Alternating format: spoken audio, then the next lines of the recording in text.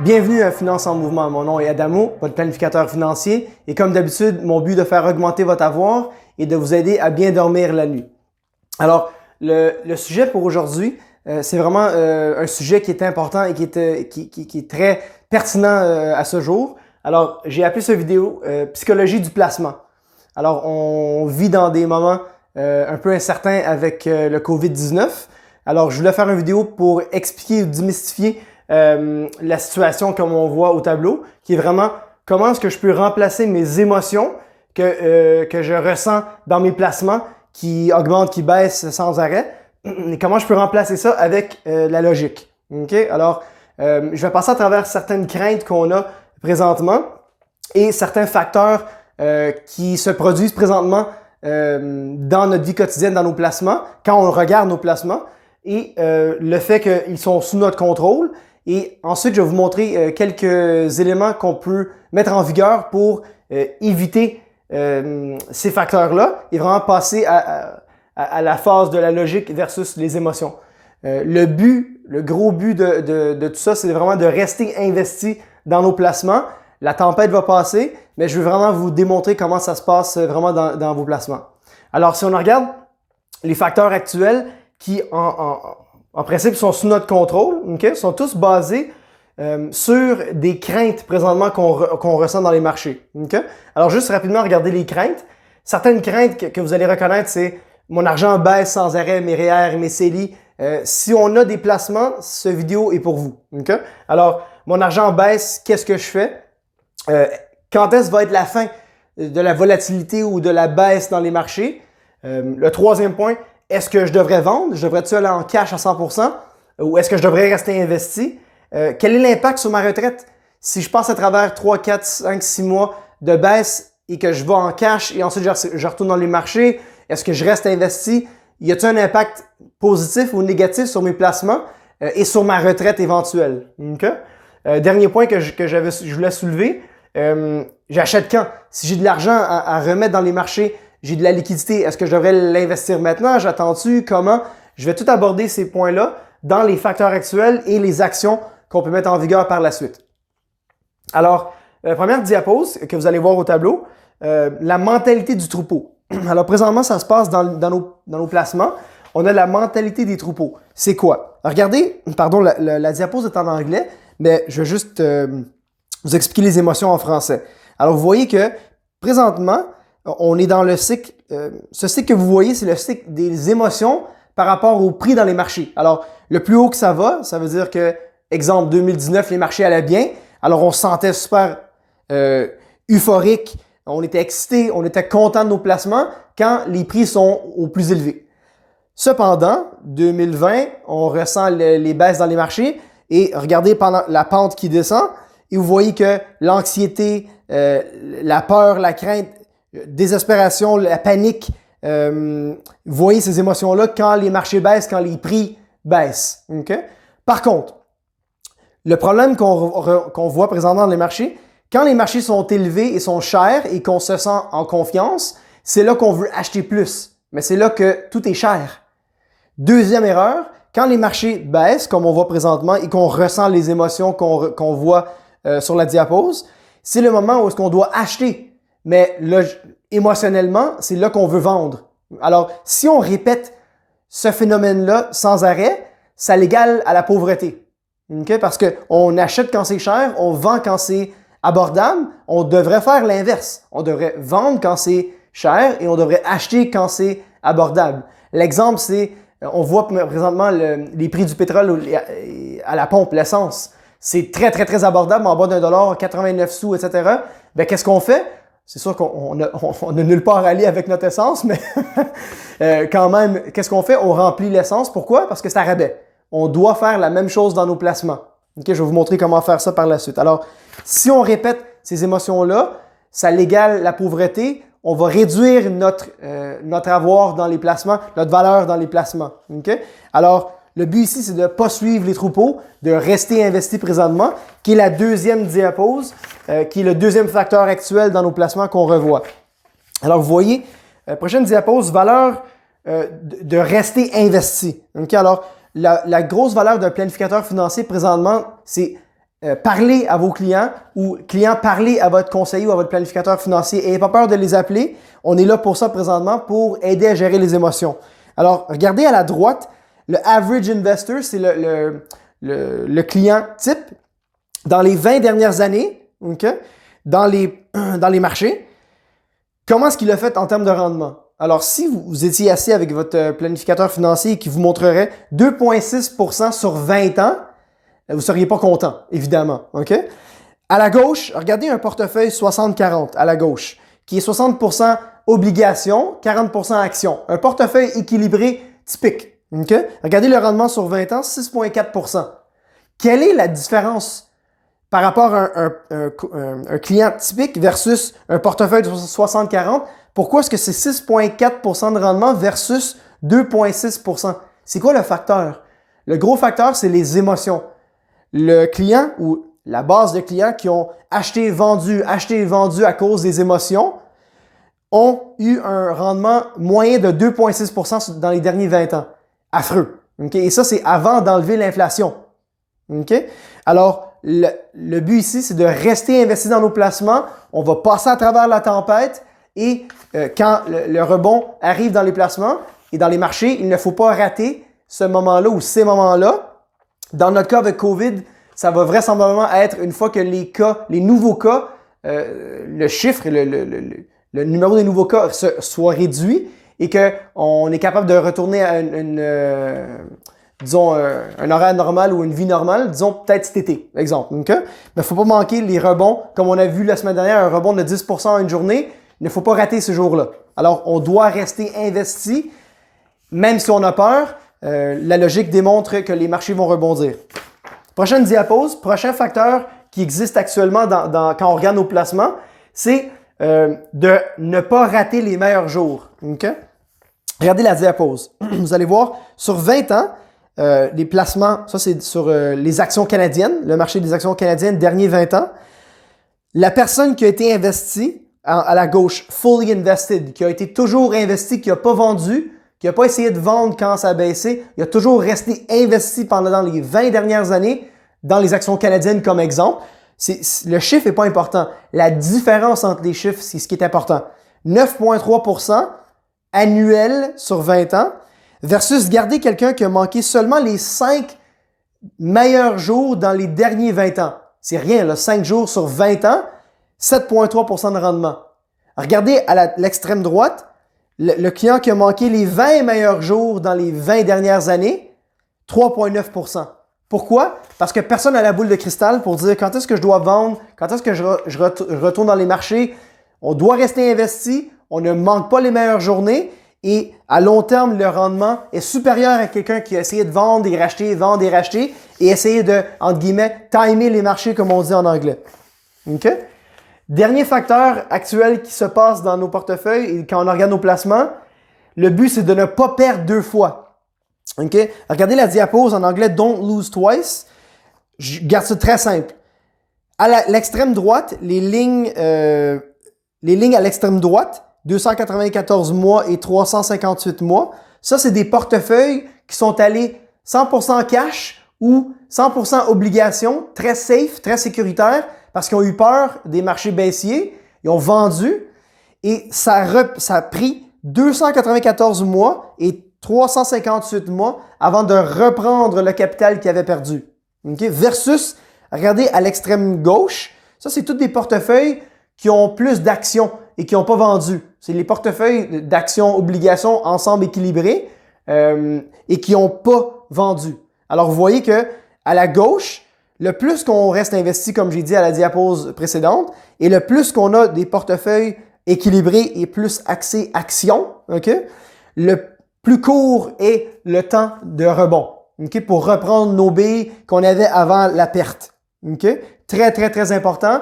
Pourquoi ne pas perdre deux fois? Ben, si je vends, okay, ben, je cristallise mes pertes, hein, parce que maintenant, si on regarde la baisse dans nos portefeuilles, c'est une baisse sur papier. Si j'attends, ça va rebondir. Okay? Et mes pertes étaient seulement des pertes sur papier. Mais si je vends et je vends en cash en baisse, ben là, je cristallise mes pertes. Ce sont des vraies pertes. Et là, quand je retourne dans le marché, s'il est trop tard ou j'attends trop longtemps, je perds deux fois. parce que ça va me prendre tellement de temps avant de reprendre mon capital. Et si je suis proche de ma retraite, je n'aurai peut-être pas assez de temps pour reprendre mes billes et même aller chercher le rendement que j'ai besoin pour mon capital que j'ai besoin à ma retraite. Okay? Alors, ne pas perdre deux fois. Alors, voilà les 4 facteurs actuels qui existent. Et la beauté, c'est qu'ils sont sous notre contrôle. On peut les contrôler une fois qu'on est conscient de ce qui se passe dans les marchés et dans le phénomène que quand je regarde mon portefeuille, quelles sont les émotions que je ressens. Voici ce qui se passe. Là, je vais vous montrer comment mettre des actions en vigueur pour remplacer les émotions avec la logique. Alors, si on regarde la section des actions, il y a 3 grosses actions qu'on peut remplacer qui nous donneront la logique et qui remplacent les émotions qu'on ressent présentement. Alors, première diapo, c'est, regardez, l'histoire se répète. Alors, regardez, le S&P 500, c'est le marché américain, les 500 plus grosses compagnies. Alors, vous allez voir cet indice-là boursier assez fréquemment. Vous voyez que, regardez, depuis 1871, mais si on avance dans la diapose et on regarde le avian flu, le MERS, le SARS, cholera. Alors, vous voyez que on a eu toutes les épidémies et les pandémies par le passé. Et vous voyez qu'après, regardez un exemple de le avian flu. Okay? Ça a baissé après le avian. Regardez la ligne des marchés, ça a baissé après le avian flu, le H5N1. Mais regardez que juste après, ça a remonté. Okay? Regardez l'autre exemple, si on regarde aussi swine flu, H1N1, petite baisse encore, mais les marchés ont rebondi. Okay? Vous voyez qu'à chaque épisode d'épidémie ou de pandémie qu'on a vu dans le passé, les marchés ont baissé temporairement, mais ils ont augmenté par la suite. Alors, l'histoire se répète. Oui, c'est vrai que c'est une pandémie qui est assez rare parce que ça arrête toutes les économies mondiales et c'est vraiment un lockdown partout. Oui, c'est vrai que c'est une pandémie assez sévère. Cependant, avec les gouvernements qui injectent de l'argent dans les marchés et qu'ils aident la population et les petites entreprises, on va passer à travers. Et une fois qu'on passe à travers, les marchés, une fois qu'ils ont la confiance, les marchés boursiers vont rebondir. Okay? Ne pas oublier que les marchés boursiers sont toujours 4 à 6 semaines avant, qui devancent les médias. Okay? Parce que les marchés essaient toujours de deviner qu'est-ce qui va se passer dans le futur. Alors, quand les marchés vont voir que les nouveaux cas aux États-Unis, Canada et en Europe éventuellement diminuent, bien là, les marchés vont reprendre de l'ardeur et ça va rebondir. Okay? Et vous voyez que la diapose le démontre que par le passé, ça s'est toujours répété. Ça va peut-être prendre un petit peu plus de temps, mais ça va se produire. Alors, si on ne vend pas, l'histoire est en notre faveur que ça va rebondir avec le temps. Prochaine diapose et prochaine action, c'est de rester équilibré présentement, d'avoir un portefeuille équilibré. Si vous ne savez pas qu'est-ce que vous avez dans vos portefeuilles, dans vos placements bancaires ou avec votre conseiller, je vous suggère de demander une deuxième opinion ou de demander un survol de vos placements actuels. Le risque présentement dans les marchés, c'est d'être trop sécuritaire ou d'être trop à risque. Okay? Les gestionnaires de portefeuille nous suggèrent d'avoir nos clients dans des portefeuilles équilibrés. Pourquoi? Regardez la deuxième diapose à l'écran. Ça, c'est à chaque année, vous voyez 2008, 2009, 2010, etc. Les différentes couleurs, c'est différents types de placements. Actions canadiennes, actions américaines, obligations canadiennes, etc. Le but de ça, c'est de démontrer qu'à chaque année, vous voyez que les chiffres 31%, 6%, 51%, ça, c'est le rendement annuel de cette classe-là. Okay? Et ça vous démontre que, regardez à chaque année, vous voyez que le gagnant le plus haut une année n'est pas le même gagnant ou celui le plus haut l'année d'après, ou celle d'après, ou celle d'après. Alors, le but de ça, c'est de vous montrer que c'est très difficile de toujours choisir qui va être le gagnant, quelle classe de placement va être le gagnant à chaque année. C'est presque impossible. Ça change à chaque année. Par contre, regardez la ligne, vous voyez elle qui passe au centre et je crois que c'est la ligne, les couleurs rouges. Okay? Ça démontre que, regardez, ce qu'on veut, c'est d'avoir un portefeuille bien diversifié, équilibré. Pourquoi? Regardez la ligne au centre. Vous voyez qu'on n'est jamais dans un portefeuille bien équilibré, bien diversifié. On n'est jamais haut de la page, ni en bas de la liste non plus. On est toujours au milieu. Alors, le but de ça, c'est que d'avoir un portefeuille équilibré nous permet de jamais être au top, mais jamais être le plus bas. on est dans le milieu. Okay? Comme on dit en anglais, slow and steady wins the race. Lentement mais sûrement, on va y arriver. Okay?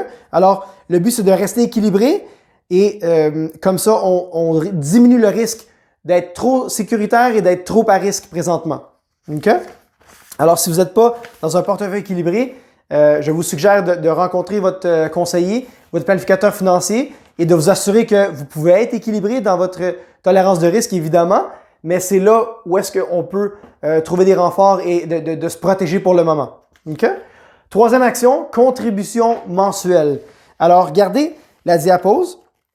Ça démontre que la ligne en haut, c'est si je commence janvier avec 12 000 et je l'injecte one shot une fois dans les marchés versus la ligne au bas qui est quelqu'un qui met 1 000 par mois, okay, mensuellement, qui gagne à la fin, qui a plus d'argent à la fin. Alors, dans un marché baissier, comme où on se retrouve présentement, la personne qui gagnerait, regardez à l'extrême droite, celle qui a mis le 1 000 par mois aurait 13 190 et le 12 000 avec les augmentations et les baisses durant l'année resterait à 12 000 dans notre exemple. Okay?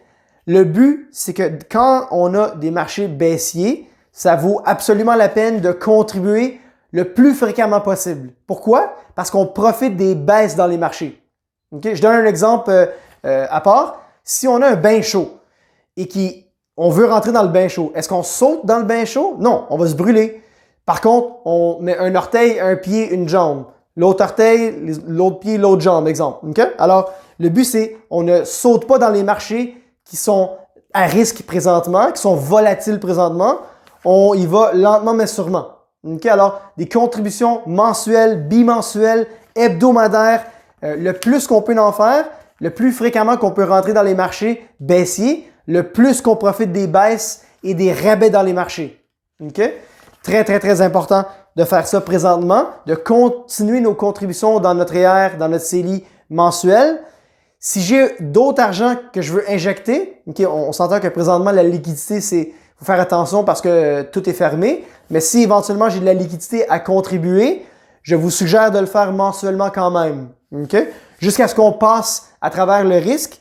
Et là, une fois qu'on voit que la tempête est finie, on peut contribuer d'une façon un petit peu plus sécuritaire parce qu'on sait que les marchés augmentent. Là, on peut injecter des montants un petit peu plus importants. Mais sinon, on met ça sur un facteur ou une contribution mensuelle ou bimensuelle ou hebdomadaire. Okay? Alors ça serait les grosses actions que je dirais présentement qui pourraient introduire de la logique et éliminer les émotions. Okay? Dernière partie, les résultats. Alors, si on fait ça, si on est capable d'éliminer les émotions et d'y aller avec vraiment la logique pure, avec l'aide de notre planificateur financier, notre conseiller financier, les résultats que je remarque, que je voulais souligner sont le fait qu'on va remplacer les émotions par la logique. Okay? Ce point-là va nous éviter de réellement cristalliser ces pertes-là qui sont temporaires. On le sait que dans 2-3 mois, on va passer à travers la tempête. Alors, si on le sait qu'on va passer à travers, même si on a des baisses dans les marchés, il ne faut absolument pas gérer ou prendre ces décisions-là avec nos émotions. Il faut le faire avec la logique. Okay? Très, très, très important. En passant, si on a un portefeuille qui est bien diversifié, vous allez voir que vous allez perdre moins que les marchés.